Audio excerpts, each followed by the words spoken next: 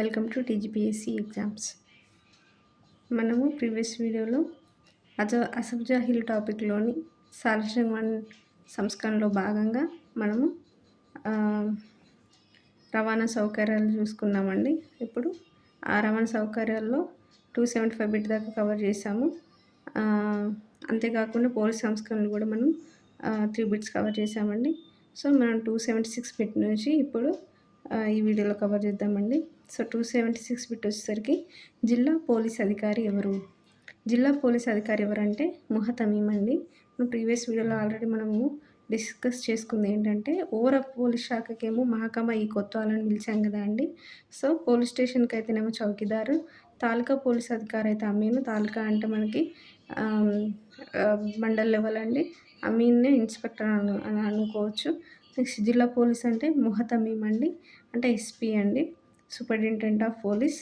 Next 277 bit వచ్చేసరికి ముహతమీం పై అధికారి ఎవరు? అంటే ఎస్పీకి పైన అధికారి ఎవరు అంటే నాయిబ్ సదర్ ముహతమీం అండి.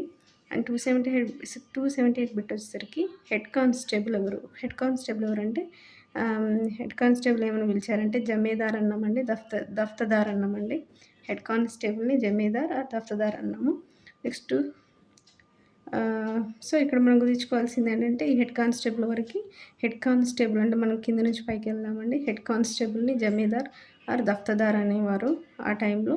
నెక్స్ట్ పోలీస్ స్టేషన్ లెవెల్లో చూస్తే చౌకీదార్ అన్నామండి ఎస్ఐని.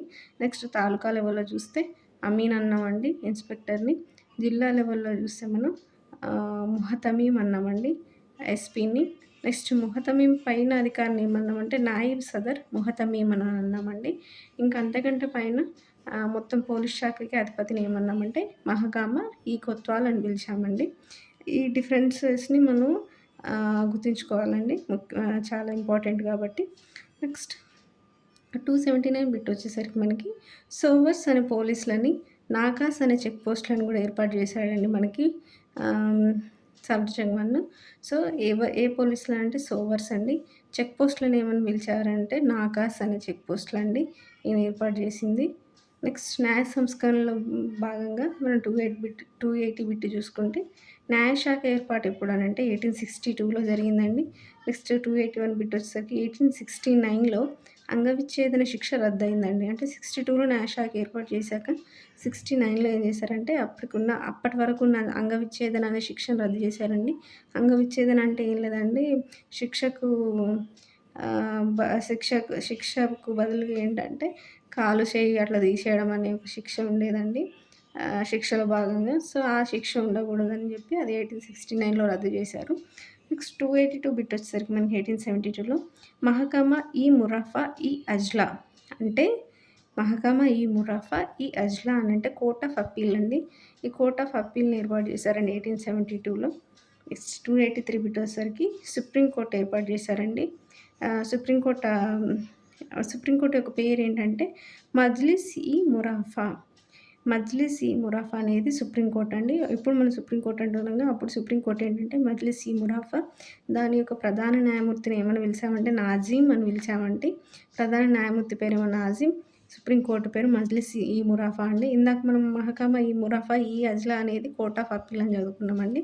సో మురాఫా ఈ అజ్లా అనేది కోర్ట్ ఆఫ్ అప్పీల్, మురాఫా అనేది ఇలాంటి లాస్ట్ వర్డ్స్ మొత్తం పేరు గుర్తుంచుకోవడం కొంచెం కష్టం అవుద్ది కాబట్టి లాస్ట్ వర్డ్స్ కొంచెం కోడ్లాగా ఉంటుందని చెప్తున్నానండి. మురాఫా ఈ అజ్లా అంటే కోర్ట్ ఆఫ్ అప్పీల్ అండి. ఒట్టి మురాఫా అంటే సుప్రీంకోర్టు, దాని న్యాయమూర్తి నజీం అండి. నెక్స్ట్ హైకోర్టు మహకమా ఈ సదర్ అని పిలిచేవాళ్ళండి. మహకమా ఈ సదర్. ఈ సదర్ అనేది ఏంటంటే జిల్లా అధికారులపై పర్యవేక్షణకు ఈ హైకోర్టుని ఏర్పాటు చేశారండి ఈ మహకమా ఈ సదర్ అనేది. నెక్స్ట్ 285 బిట్ వచ్చేసరికి సివిల్ కోర్టులో క్రింది స్థాయి కోర్టులను ఏమన్నారు, జిల్లా స్థాయి కోర్టులను ఏమన్నా అంటే ఇవి సివిల్ కోర్టులు అండి. ఇవి క్రింది స్థాయి అయితే భుజంగ్ అన్నామండి, జిల్లా స్థాయిలో అయితే దివానీ ఈ అదాలత్ అన్నామండి. ఇంకా క్రిమినల్ కోర్టులో చూసుకుంటే కనుక మనం 286 బిట్లో కింది స్థాయిని ఏమన్నారు, జిల్లా స్థాయిని ఏమన్నారంటే కింది స్థాయి అయితే కుర్ద్ అండి, జిల్లా స్థాయి అయితే ఫౌజ్దార్ అదాలత్ అన్నామండి. సివిల్ కోర్టులో civil court, criminal court 2 types అండి. సివిల్ కోర్టులో చూసరికి కింది స్థాయి, జిల్లా స్థాయి. క్రిమినల్ కోర్టులో కూడా కింది స్థాయి, జిల్లా స్థాయి 2 స్థాయిల్లో ఉండేటువంటి కోర్టులు. మన సివిల్ కోర్టులో భుజంగు, కింది స్థాయి. జిల్లా స్థాయి అయితేనేమో దివానీ అదాలత్ అనుకున్నామండి. క్రిమినల్ కోర్ట్‌లో చూసేసరికి మనం క్రింది స్థాయిని కుర్ద్ అన్నామండి. జిల్లా స్థాయిని ఫౌజ్దార్ అదాలత్ అని పిలిచామండి. నెక్స్ట్ 287 వచ్చేసరికి హైకోర్టు మజ్లిస్ ఆలియా అదాలత్. మజ్లిస్ ఆలియా అదాలత్.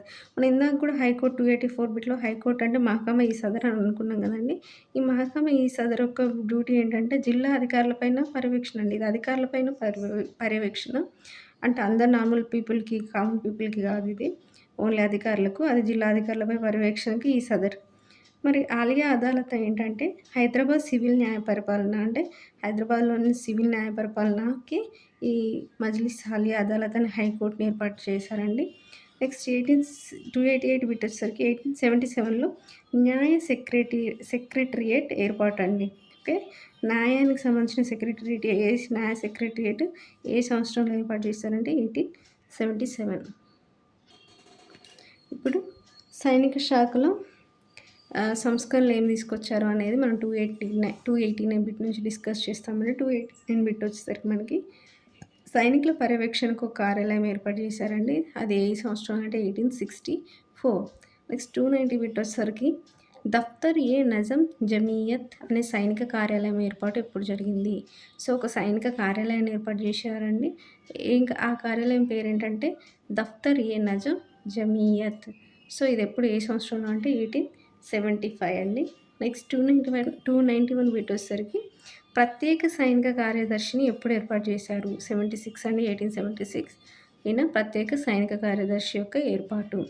నెక్స్ట్ ఇతర సంస్కరణలు చూసుకుంటే గనుక మనము ఇవే గాకుండా ఇప్పటివరకు మనము చాలా సంస్కరణలు చూసుకున్నామండి. అంటే సాధారణ పరిపాలన సంస్కరణలు గానీ, రెవెన్యూ సంస్కరణలు గానీ, విద్యాశాఖ సంస్కరణలు గానీ, పోలీస్ శాఖ సంస్కరణలు గానీ, సైనిక శాఖ సంస్కరణలు గానీ, రవాణా శాఖ సంస్కరణలు గానీ, ఇలా మనం చాలా సంస్కరణలు చూసుకున్నామండి. ఇంకా అవే కాకుండా ఇంపార్టెంట్ అవే కాకుండా ఇంకా మిగతా ఇతర సంస్కరణలు చూసుకుంటే గనుక మన 292 బిట్‌లో రాజనీతిజ్ఞులలో సాలార్జంగ్ I ఒకడు అని ఎవరు పిలిచారు అని అంటే వహీద్ ఖాన్. రాజనీతిజ్ఞులలో సాలార్జంగ్ I ఒకడు అని ఎవరు సంబోధించారు సాలార్జంగ్ Iని అని అంటే వహీద్ ఖాన్ అనే వ్యక్తి అండి. నెక్స్ట్ 293 బిట్ వచ్చేసరికి రాజకీయ శాఖను ఏర్పాటు చేశారండి. రాజకీయ శాఖ ఏ సంవత్సరంలో ఏర్పడింది అంటే 1864 అండి. నెక్స్ట్ సైనిక శాఖ ఏర్పాటు జరిగిందండి. సైనిక శాఖ ఏర్పాటు ఎప్పుడంటే అది కూడా 1864 అండి. సో, 1864లో 2 శాఖలు ఏర్పడ్డాయి. ఒకటి రాజకీయ శాఖ, 2 సైనిక శాఖ అని గుర్తుంచుకోండి. నెక్స్ట్ 295 బిట్ వచ్చేసరికి మనకి ప్రజా పనుల శాఖ అండి. ఈ ప్రజా పనుల శాఖ ఎప్పుడంటే 1867. 296 బిట్ వచ్చేసరికి అటవీ శాఖ ఏర్పాటు అండి. ఈ అటవీ శాఖ ఏర్పాటు వచ్చేసరికి 1867. సో, ఇక్కడ 1867లో కూడా 2 శాఖలు ఏర్పడ్డాయి. ఒకటి ప్రజా పనుల శాఖ, 2 అటవీ శాఖ అండి. నెక్స్ట్ 297 బిట్ వచ్చేసరికి తపాలా శాఖ ఏర్పడిందండి. ఏ సంవత్సరం అంటే 1869. సో, తపాలా శాఖ ఏర్పడింది 1869 అయితే 1866లో మనకు అనా స్టాంపు ముద్రణ జరిగిందండి. అనా స్టాంపు ముద్రణ అంటే అనా అంటే 6 పైసలండి. ఆ 6 పైసల స్టాంపు ముద్రణ అనేది 1866లోనే జరిగింది. అంటే తపాలా శాఖ ఏర్పడడానికి ముందే 3 ఇయర్స్ ముందు. తర్వాత 1869లో తపాలా శాఖ ఏర్పడిందని మనం గుర్తుంచుకోవాలి. నెక్స్ట్ 298 బిట్ వచ్చేసరికి ప్రథమ తపాలా శాఖాధికారి లేదా పోస్ట్ మాస్టర్ జనరల్ ఎవరు? ఫస్ట్ తపాలా శాఖ అధికారి అండి ఆయన. ఆయనను పోస్ట్ మాస్టర్ జనరల్ అని అంటాము. ఆయన ఎవరు అనంటే నవాబ్ షానవార్. ఎవరంటే నవాబ్ షానవార్ అండి. ఫస్ట్ ప్రథమ తపాలా శాఖాధికారి ఆర్ పోస్ట్ మాస్టర్ జనరల్. ఏ సంవత్సరంలో అంటే 1869 అండి. ఎవరు అంటే నవాబ్ షానవార్. నెక్స్ట్ 299 బిట్ వచ్చేసరికి మన్సబ్ చెల్లింపుల కార్యాలయం ఏర్పాటు ఎప్పుడు జరిగింది? ఈ మన్సబ్ చెల్లింపుల కార్యాలయం కూడా 1869లోనే ఏర్పడిందండి. సో, 1869లో ఏం జరిగిందంటే తపాలా శాఖ ఏర్పడింది. ప్రథమ తపాలా శాఖాధికారిని నియమించారు. అతనే నవాబ్ షానవార్. అంతేకాకుండా మన్సబ్ చెల్లింపుల కార్యాలయం కూడా 1869లోనే ఏర్పడిందండి. సో, ఈ 3 1969 అని గుర్తుంచుకోవాలి. 300 బిట్ వచ్చేసరికి 1874లో సతీ సహగమనం నిషేధించారు. సో, సతీ సహగమనం అనేది చాలా ఇంపార్టెంట్. ఎప్పుడు నిషేధించారు నిజాం రాజ్యంలో అంటే 1874. సో, ఈ సతీ సహగమన నిషేధం అనేది ఇండియాలో ఇండియా వైడ్‌గా చూసుకుంటే మనం హిస్టరీలో చదువుతాము.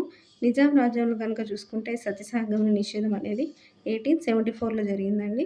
సో, ఇక్కడికి మనం 300 బిట్స్ కవర్ చేసాము. నెక్స్ట్ బిట్స్ మనం నెక్స్ట్ వీడియోలో కవర్ చేద్దామండి. ఇక్కడితో మనం ఈ వీడియో ముగించేద్దాము. Thank you.